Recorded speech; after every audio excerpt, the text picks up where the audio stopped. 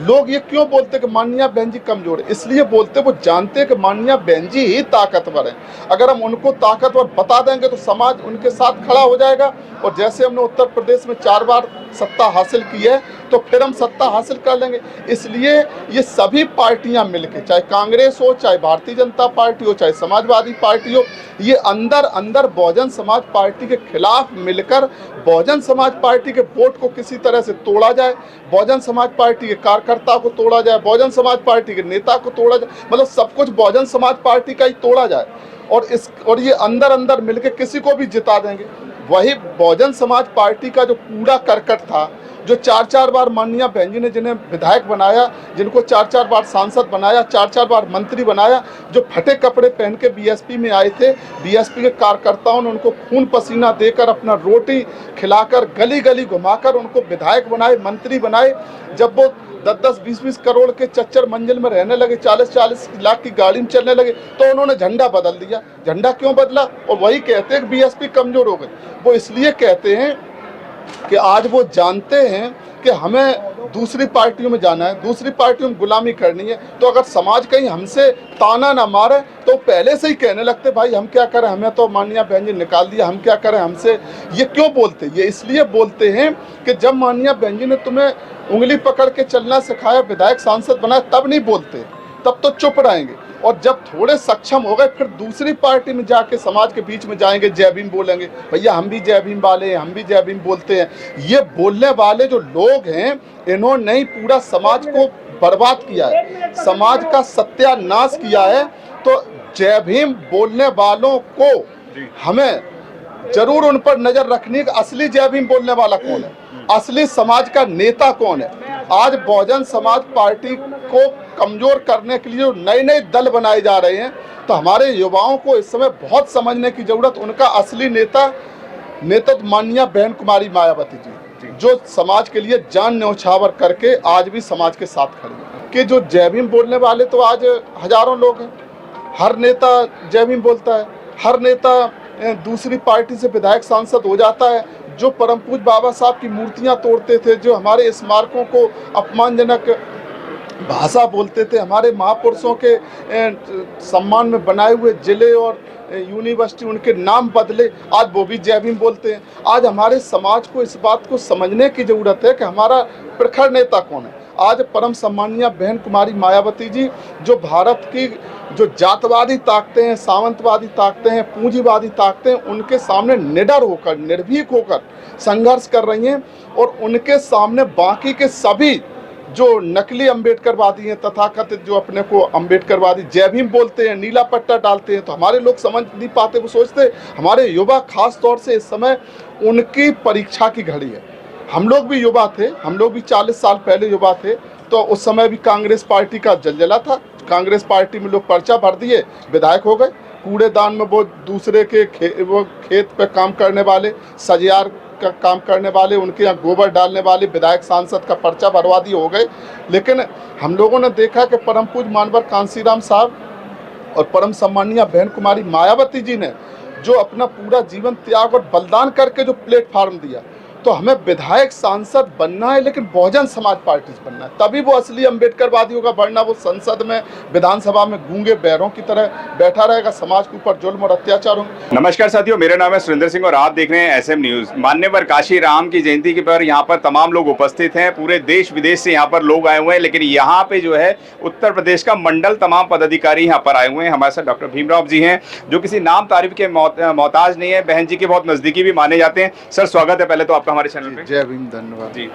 Sir क्या कहना चाहेंगे मान्यवर काशीराम साहब की जयंती? आज परम पूज्य मानवर कांसीराम साहब की 91वीं जयंती है और बहुजन समाज पार्टी के कार्यकर्ताओं की तरफ से परम पूज्य मानवर कांसीराम साहब के लाखों समर्थक शुभचिंतकों की तरफ से आज परम पूज्य मानवर कांसीराम साहब को श्रद्धा सुमन समर्पित करते हैं जी।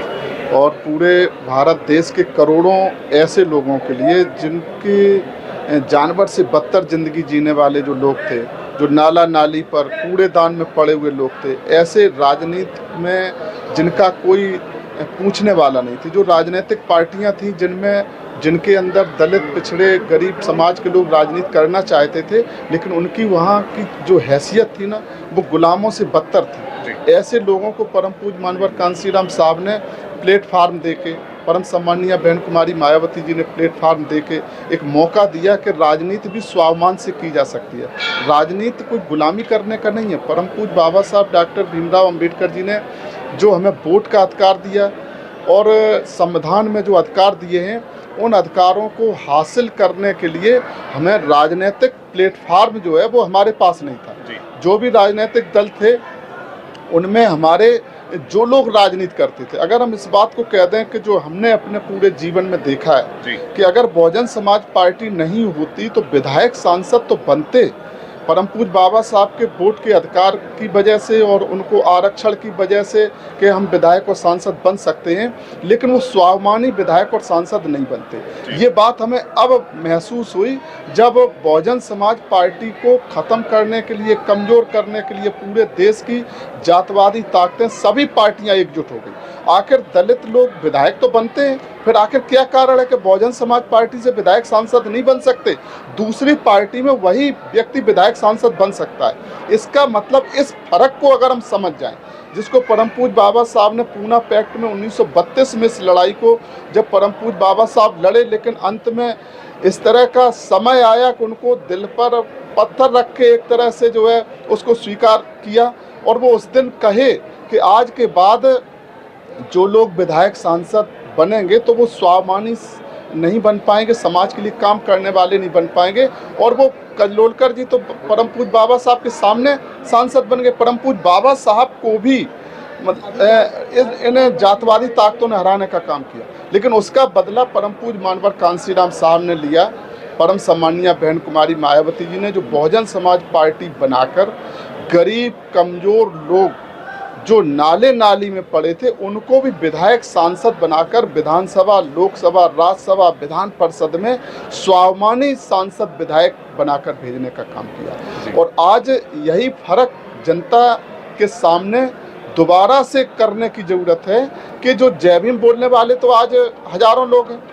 हर नेता जय भीम बोलता है, हर नेता दूसरी पार्टी से विधायक सांसद हो जाता है। जो परम पूज्य बाबा साहब की मूर्तियां तोड़ते थे, जो हमारे स्मारकों को अपमानजनक भाषा बोलते थे, हमारे महापुरुषों के सम्मान में बनाए हुए जिले और यूनिवर्सिटी उनके नाम बदले, आज वो भी जय भीम बोलते हैं। आज हमारे समाज को इस बात को समझने की ज़रूरत है कि हमारा प्रखर नेता कौन है। आज परम सम्मानीय बहन कुमारी मायावती जी जो भारत की जो जातवादी ताकतें हैं, सामंतवादी ताकतें हैं, पूंजीवादी ताकतें हैं, उनके सामने निडर होकर, निर्भीक होकर संघर्ष कर रही हैं। और उनके सामने बाकी के सभी जो नकली अम्बेडकरवादी हैं, तथाकथित जो अपने को अम्बेडकरवादी जय भीम बोलते हैं, नीला पट्टा डालते हैं, तो हमारे लोग समझ नहीं पाते। वो सोचते हमारे युवा खास तौर से इस समय उनकी परीक्षा की घड़ी है। हम लोग भी युवा थे, हम लोग भी 40 साल पहले युवा थे, तो उस समय भी कांग्रेस पार्टी का जलजला था। कांग्रेस पार्टी में लोग पर्चा भर दिए, विधायक हो गए। कूड़ेदान में वो दूसरे के खेत पे काम करने वाले, सजियार का काम करने वाले, उनके यहाँ गोबर डालने वाले विधायक सांसद का पर्चा भरवा दिए, हो गए। लेकिन हम लोगों ने देखा कि परम पूज्य मानवर कांसीराम साहब और परम सम्मानीय बहन कुमारी मायावती जी ने जो अपना पूरा जीवन त्याग और बलिदान करके जो प्लेटफार्म दिया, तो हमें विधायक सांसद बनना है, लेकिन बहुजन समाज पार्टी से बनना है। तभी वो असली अम्बेडकरवादी होगा, वरना वो संसद में, विधानसभा में गूंगे बैरों की तरह बैठा रहेगा, समाज के ऊपर जुल्म और अत्याचार होंगे। लोग ये क्यों बोलते कि माननीय बहन जी कमजोर है? इसलिए बोलते, वो जानते कि माननीय बहन जी ही ताकतवर है। अगर हम उनको ताकतवर बता देंगे तो समाज उनके साथ खड़ा हो जाएगा। और जैसे हमने उत्तर प्रदेश में 4 बार सत्ता हासिल की है, तो फिर हम सत्ता हासिल कर लेंगे। इसलिए ये सभी पार्टियां मिलकर, चाहे कांग्रेस हो, चाहे भारतीय जनता पार्टी हो, चाहे समाजवादी पार्टी हो, ये अंदर अंदर बहुजन समाज पार्टी के खिलाफ मिलकर बहुजन समाज पार्टी के वोट को किसी तरह से तोड़ा जाए, बहुजन समाज पार्टी के कार्यकर्ता को तोड़ा जाए, बहुजन समाज पार्टी के नेता को तोड़ा जाए, मतलब सब कुछ बहुजन समाज पार्टी का ही तोड़ा जाए। और ये अंदर अंदर मिलकर किसी को भी जिता देंगे। वही बहुजन समाज पार्टी का जो कूड़ा करकट था, जो 4-4 बार माननीय बहन जी ने जिन्हें विधायक बनाया, जिनको 4-4 बार सांसद बनाया, 4-4 बार मंत्री बनाया, जो फटे कपड़े पहन के बीएसपी में आए थे, बीएसपी के कार्यकर्ताओं ने उनको खून पसीना देकर, अपना रोटी खिलाकर, गली गली घुमाकर उनको विधायक बनाए, मंत्री बनाए। जब वो 10-10, 20-20 करोड़ के चच्चर मंजिल में रहने लगे, 40-40 लाख की गाड़ी में चलने लगे, तो उन्होंने झंडा बदल दिया। झंडा क्यों बदला? और वही कहते हैं कि बीएसपी कमजोर हो गई। वो इसलिए कहते हैं कि आज वो जानते हैं कि हमें दूसरी पार्टियों में जाना है, दूसरी पार्टियों में गुलामी करनी है। तो अगर समाज कहीं हमसे ताना ना मारे तो पहले से ही कहने लगते, भाई हम क्या करें, हमें तो माननीय बहन जी निकाल दिया, हम क्या करें, हमसे। ये क्यों बोलते? ये इसलिए बोलते हैं कि जब माननीय बहन जी ने तुम्हें उंगली पकड़ के चलना सिखाया, विधायक सांसद बनाया, तब नहीं बोलते, तब तो चुप रहेंगे। और जब थोड़े सक्षम हो गए, फिर दूसरी पार्टी में जाके समाज के बीच में जाएंगे, जय भीम बोलेंगे। भैया हम भी जय भीम वाले हैं, हम भी जय भीम बोलते हैं।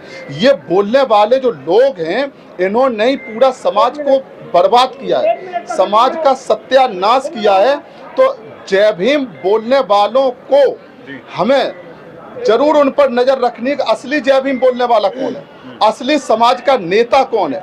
आज बहुजन समाज पार्टी को कमजोर करने के लिए नए नए दल बनाए जा रहे हैं, तो हमारे युवाओं को इस समय बहुत समझने की जरूरत। उनका असली नेता माननीय बहन कुमारी मायावती जी, जो समाज के लिए जान न्यौछावर करके आज भी समाज के साथ खड़ी है। अगर आपने अभी तक हमारा चैनल सब्सक्राइब नहीं किया है तो सब्सक्राइब करें और घंटी का बटन बिल्कुल भी दबाना ना भूलें, ताकि सभी लेटेस्ट खबरें पहुंच सकें आप पे सबसे पहले।